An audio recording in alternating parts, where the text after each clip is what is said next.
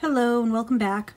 So I've posted a lot of bead haul videos, but I thought it might be nice to show you some of the stuff that I've actually made with some of the beads that I've bought. So this is a necklace that I just finished, and basically I built it around this focal point bead. Purple's one of my favorite colors. So I built it around this bead, and then these little purple Sardonyx beads were the secondary bead that I was building things around.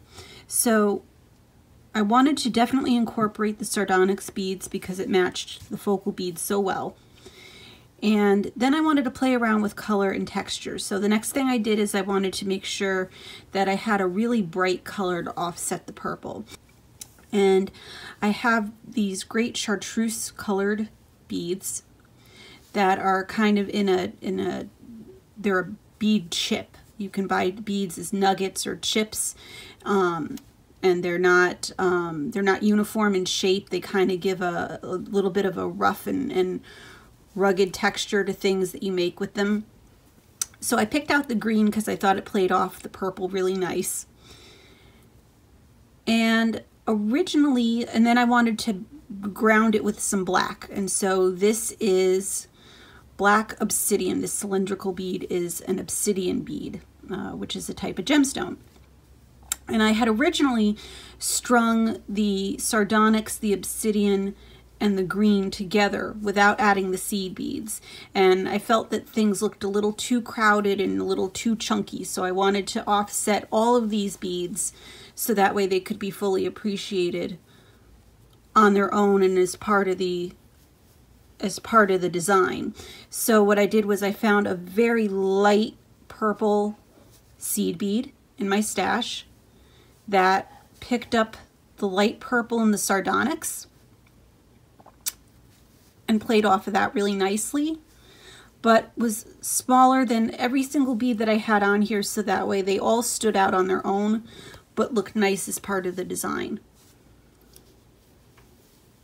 And you can see with the Sardonyx, it goes from being very dark purple with some white banding to having very light purple and almost a pink kind of color to it, depending on the bead that I picked out. So it adds a really nice variety.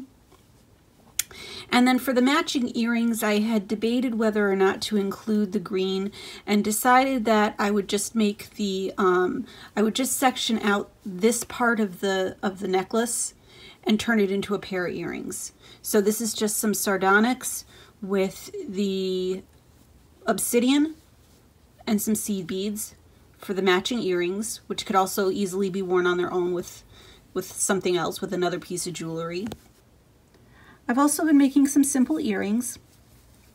These are just made out of glass black cubes with some very small, I think probably no bigger than 2 to 3 millimeter silver rounds in between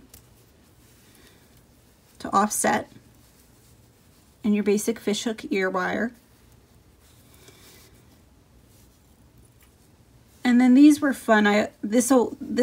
This round is another glass round, but it reminded me of like a flame almost, the way that the different colors were and the way it shined. So I wanted to build something with a little more gold to it and have it come down as a longer drop.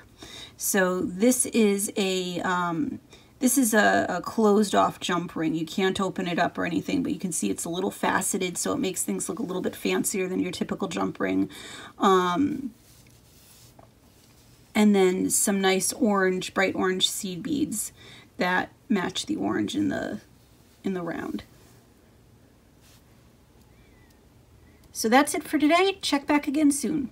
Thanks for watching.